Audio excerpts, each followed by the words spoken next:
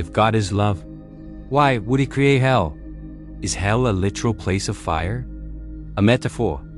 Or something the church misunderstood? Few topics create more fear or more doubt. For some, hell proves God is just. For others, it proves religion is cruel. So today we're asking, is hell real? And if it is, what is it actually like according to biblical history? When you think of hell, what comes to mind? Fire? Brimstone? Pitchforks? An eternal torment, right? It's a powerful and frankly terrifying image. But what if I told you that this picture of hell isn't really in the original Hebrew Bible? The word you'll find most often in the Hebrew scriptures for the afterlife is Sheol. And Sheol is, well, it's pretty different from our modern concept of hell. It's described as a shadowy, quiet place beneath the earth. A place of stillness, almost like a communal grave where everyone, good or bad, goes after they die.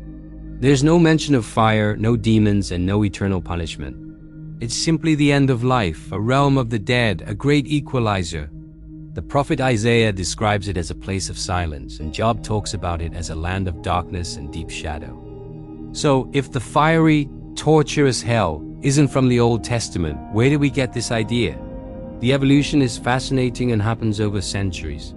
A big part of the change comes from influences from other cultures.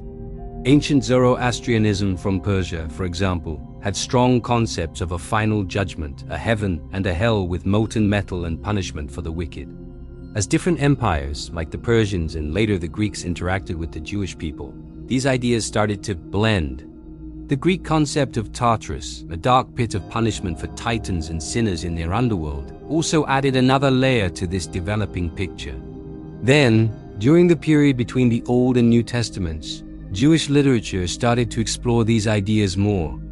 Books like the Book of Enoch, which isn't in the Standard Bible, describe a more compartmentalized afterlife with different areas for the righteous and the wicked, including places of fiery punishment. By the time we get to the New Testament, the language has shifted. Jesus often speaks of Gehenna, which was a real physical place, a valley outside Jerusalem where trash was burned. And in earlier times, child sacrifices had taken place. It became a powerful metaphor for a place of final, fiery judgment and destruction for the unrighteous. This is where the fire imagery really takes hold. And of course, later Christian thinkers and artists, like Dante Alighieri with his famous Inferno, took these concepts and ran with them, creating the incredibly detailed and horrifying vision of hell that is so ingrained in our culture today. So, the idea of hell wasn't born overnight.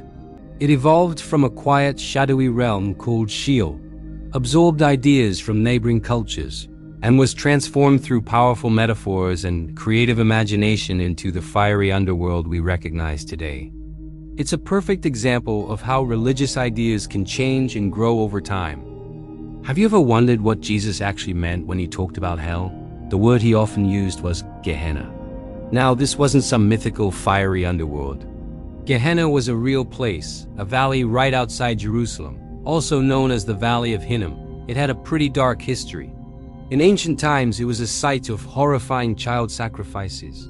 By the time of Jesus, it had become the city's garbage dump, a place where refuse, animal carcasses, and even the bodies of executed criminals were thrown. And to keep the stench and disease down, fires were kept constantly burning. So, when Jesus warned about the fires of Gehenna, was he describing a literal, eternal barbecue pit? Or was he using a powerful, real-world image that everyone in his audience would have instantly understood? Think about it. He was pointing to this disgusting, smoldering trash heap and saying, "This is what it's like to be separated from God's goodness. It's a place of utter ruin and waste." It was a potent metaphor for the destructive consequences of sin and the finality of judgment. He used other intense descriptions too, like outer darkness and weeping and gnashing of teeth. These phrases paint a picture of profound isolation, regret, and anguish. Being cast into outer darkness meant being excluded from the light, warmth, and celebration of a great feast, a common image for God's kingdom. The weeping and gnashing of teeth suggest deep, gut-wrenching sorrow and despair, the realization of a catastrophic loss. These aren't just casual warnings. They're meant to grab our attention and show the seriousness of rejecting God's path. But what about eternal fire or eternal punishment? This is where things get really interesting, and scholars have debated it for centuries. The Greek word used for eternal, aionios, doesn't always mean endless in duration, like a clock ticking forever. It can also refer to an age, or more importantly, to the quality and finality of something. So, does eternal punishment mean being punished forever and ever? Or does it mean a punishment that has eternal, irreversible consequences? The result is final, the separation is complete, and its effects last for eternity, even if the experience of punishment itself isn't unending. The point isn't to create a detailed map of the afterlife. Jesus' goal was to wake people up. He used the most shocking and visceral imagery available to him, the burning trash heap of Gehenna, to show us the gravity of our choices and the beautiful, life-giving alternative he offers. It's a call to turn away from a path of destruction and toward a life of meaning and relationship with God. Ever wondered about hell? For many of us, the word conjures up images of fire, brimstone, and endless suffering. It's a concept that has been central to a lot of Christian teaching for centuries. But what if I told you that the idea of hell hasn't always been so clear-cut? In fact, throughout history, Christians have debated this very topic, and not everyone landed on the same page. Let's dive into three major views that have shaped this conversation. First, we have the most well-known view, eternal conscious torment. This is the traditional understanding for many denominations. It suggests that those who are not saved will face a conscious punishment that lasts for all of eternity. Think of it as an unending state of separation and suffering. This view is often supported by biblical passages that speak of an unquenchable fire and eternal punishment.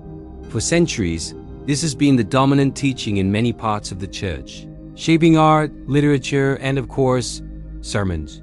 But that's not the only perspective. Another significant view is called annihilationism, or sometimes conditional immortality. This idea proposes something quite different. Instead of an eternal torment, it suggests that the wicked are ultimately destroyed or annihilated. Their existence simply ceases. Proponents of this view argue that an eternal God wouldn't sustain someone in torment forever. They believe that the ultimate punishment is the complete loss of life and being, a final end rather than an endless agony. So, the soul isn't naturally immortal. Immortality is a gift from God given only to the saved. Finally, there's a third, and perhaps for some, a more hopeful perspective. Universal reconciliation, also known as universalism. This view suggests that eventually all people will be saved and restored to a right relationship with God.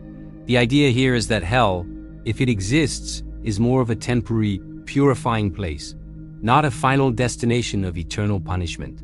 It's a process to cleanse and correct, ultimately leading everyone back to God's love. Interestingly, this isn't a new or modern idea. Some very influential early church fathers, like Origen of Alexandria in the 3rd century, leaned towards this idea of ultimate restoration for all souls.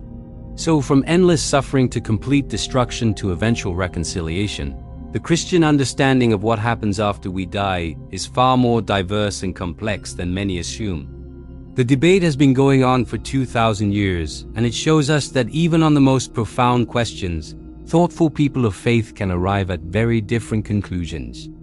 It's a fascinating look into how theology develops and how we wrestle with the big questions of life, death, and eternity. If there's no hell, what happens to ultimate justice? Does everyone, from the kindest soul to the most wicked person, just get a free pass? On the other hand, if hell is this place of eternal torment, how does that fit with the idea of a loving and merciful God? It feels like a paradox, doesn't it? Here's another way to look at it. What if hell isn't a place God actively sends people to? What if it's the natural, inevitable consequence of completely and finally rejecting God, who is the source of all goodness, light, and life? In that sense, it wouldn't be a punishment from a cosmic judge, but the final, logical outcome of a choice freely made. What if hell isn't what we've always pictured? We often think of fire and brimstone, but let's consider a different idea. What if God, in His infinite love, respects our freedom so completely that He would never force us to be with Him? Think about it. If we spend our entire lives saying no to God, pushing Him away, choosing our own path without Him, why would He force us into His presence for eternity? Maybe hell isn't the place of punishment He sends us to, but a final destination we choose for ourselves. A place defined simply by God's absence because that's what we wanted. So, the ultimate question isn't about avoiding some fiery pit. It's about what you truly desire. If you had the choice for eternity, would you choose a life with God or a life without Him? The choice is and always has been yours. This is the Watchman Record. Thank you for watching. Leave any comments below and don't forget to like, subscribe, and share.